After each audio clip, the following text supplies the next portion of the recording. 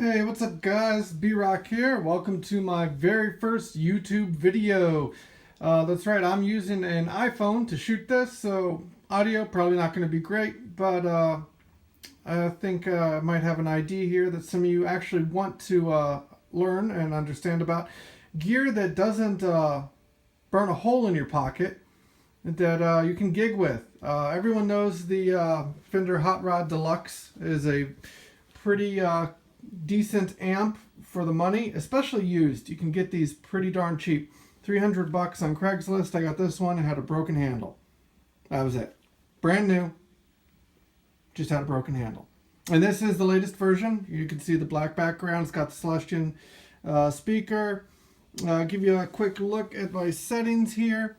As you can see, I'm not even at 2. I'm not going to be using the drive channel. EQ is pretty flat. I just have the bass turned down ever so slightly.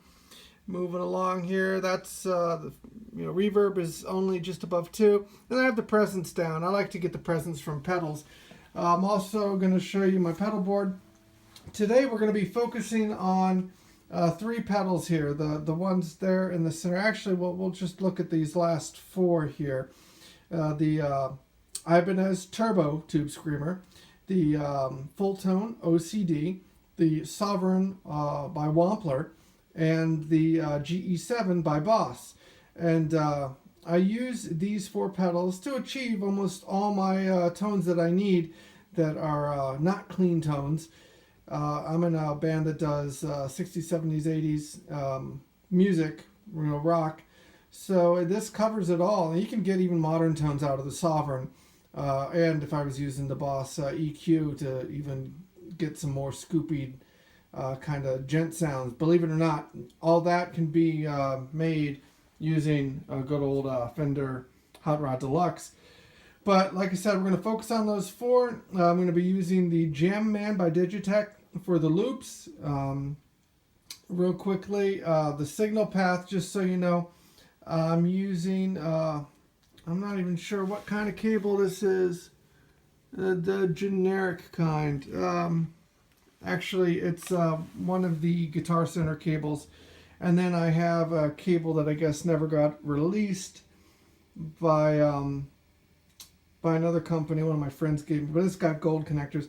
Anyway, the signal goes from a 1998 Les Paul Studio into a Sandrin Crybaby Wah, into the Boss TU2 tuner. From the tuner, I go into the Fulltone Fat Boost, into the Ibanez Turbo Tube Screamer, into the Fulltone OCD, into the Wampler Sovereign Distortion, into the Boss GE7. Going from the GE7 up top to the Ibanez Flanger, into a Ibanez bass chorus, actually, into a Maleko phaser, into a more Anna Echo, and then at the end of the chain is the Digitech Jam Man looper. Alright, so let's get going with some tones here. Now I'm going to give you a sample of the clean sound. It is in the middle position, both pickups on, a G chord. Nice and clear. And everything is stock with this guitar. Short of a good setup.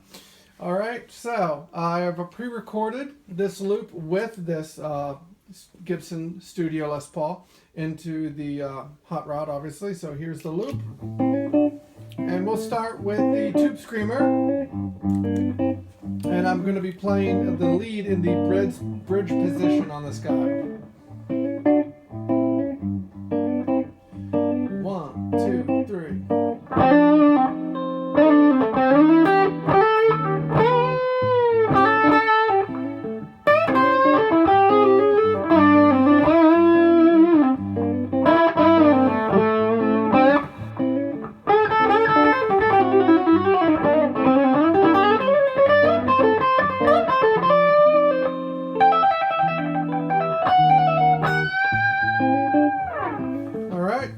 So that is the Tube Screamer. Let you hear it on its own now.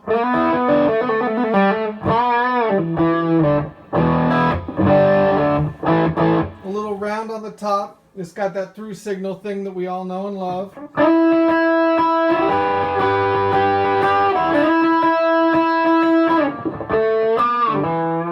That kind of thing.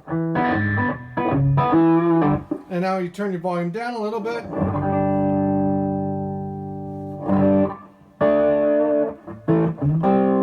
It gets a little muddy.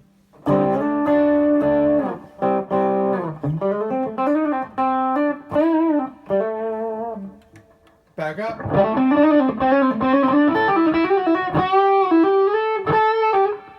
Alright, so that is the Ibanez Turbo Tube Screamer. And let's have a look to see where the settings are on that bad boy.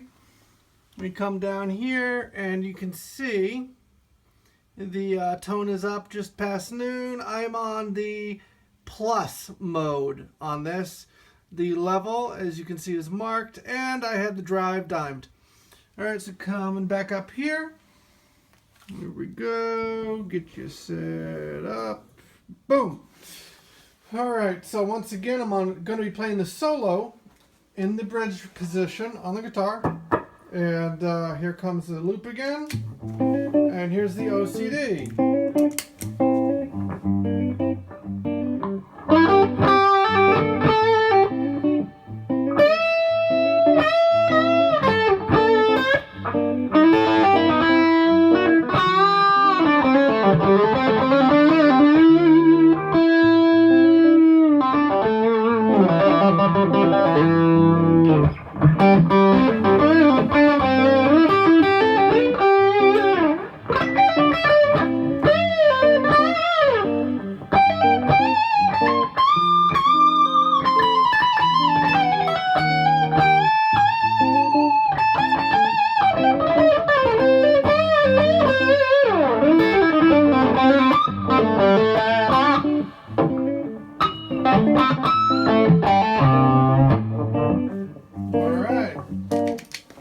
So that was the OCD, and here it is without the backing track.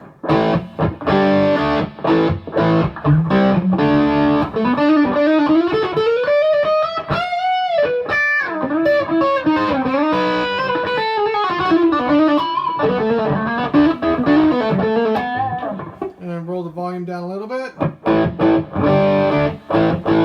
little bit less gain, still pretty clear.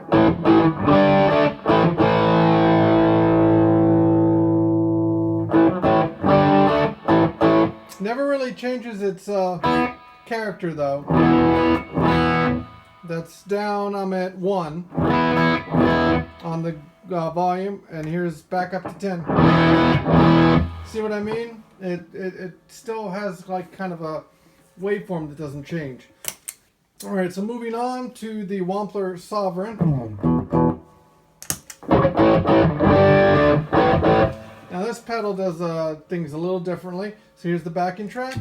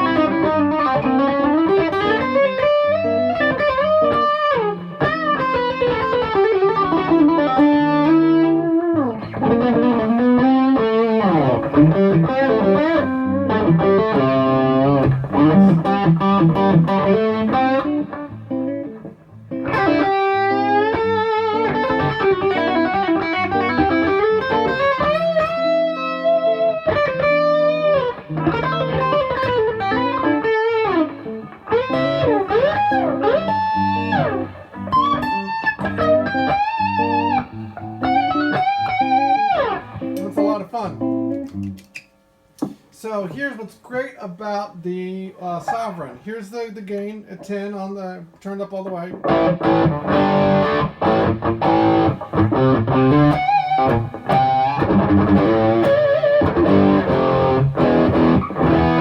Now start to roll it off.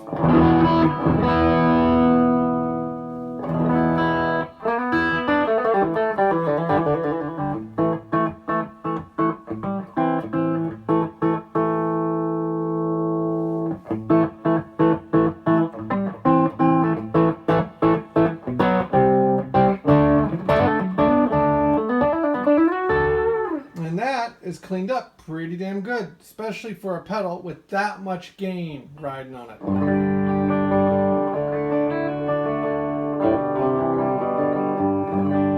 I don't know any other pedal that cleans up that well, other than fuzzes.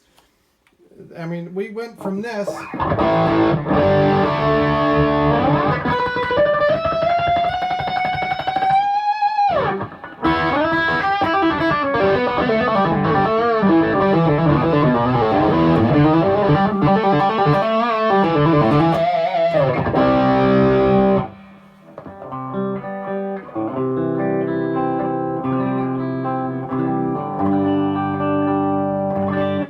pretty amazing. Okay, so now I'm going to show you how I've got the Boss GE7 set here. And really, it's just pushing, it's doing almost what a tube screamer kind of does. You see how I got the mid-range and some of the frequencies bumped up there? And I actually have the master down just a smidge. The other night was just a little too much the way the sound guy had things set. But this comes afterwards. And I'll let you hear what happens to the tone when you have a drive pedal going into this. So let's do the OCD.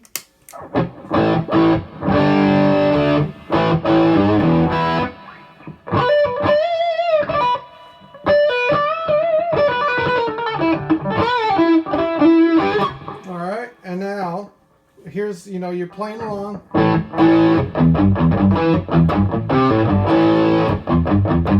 Time for your solo.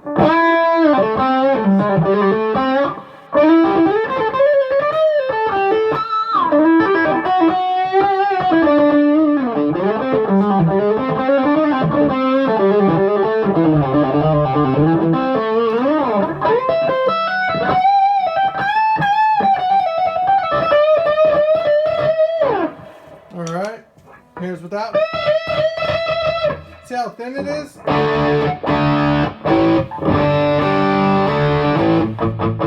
I mean, it's not thin, but you hear the difference.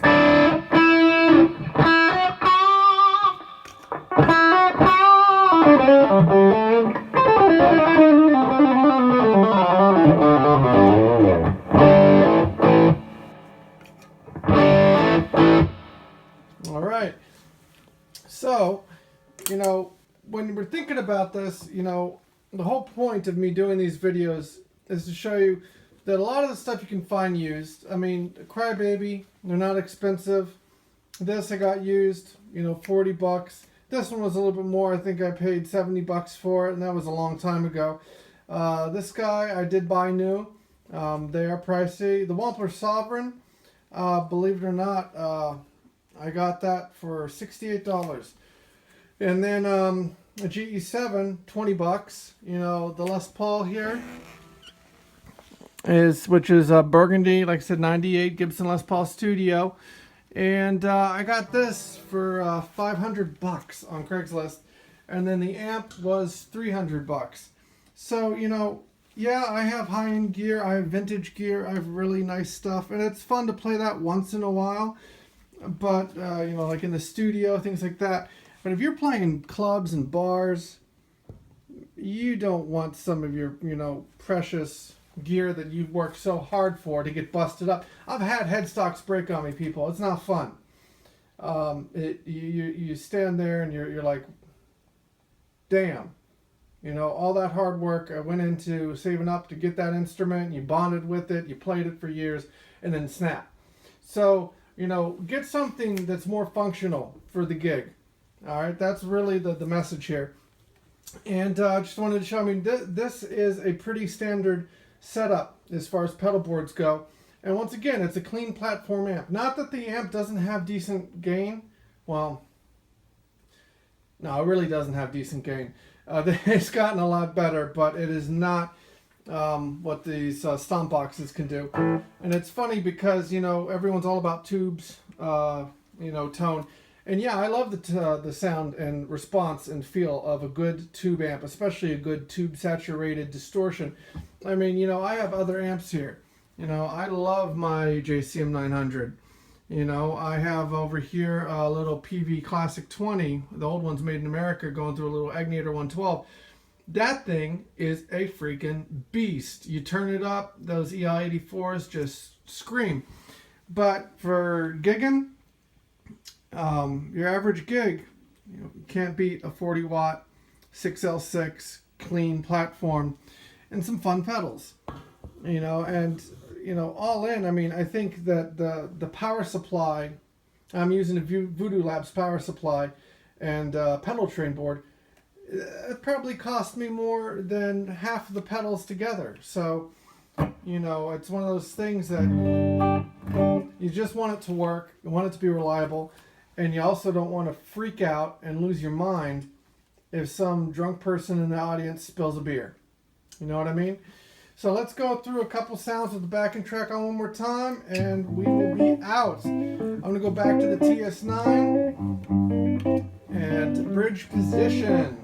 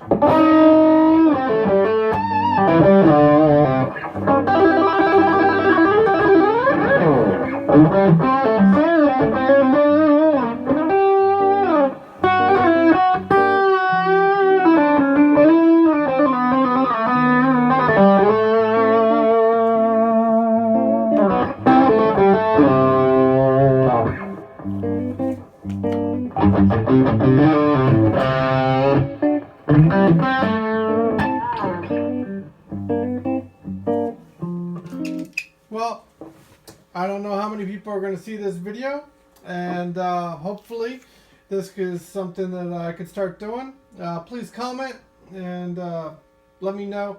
Yeah, I know the audio is not going to be great, especially after it gets loaded onto YouTube. But I just basically want to show people that playing music, making music, having a good time, making a couple bucks doing it doesn't have to cost you a ton of money. So until next time, this is B-Rock, and thanks for hanging out. Later.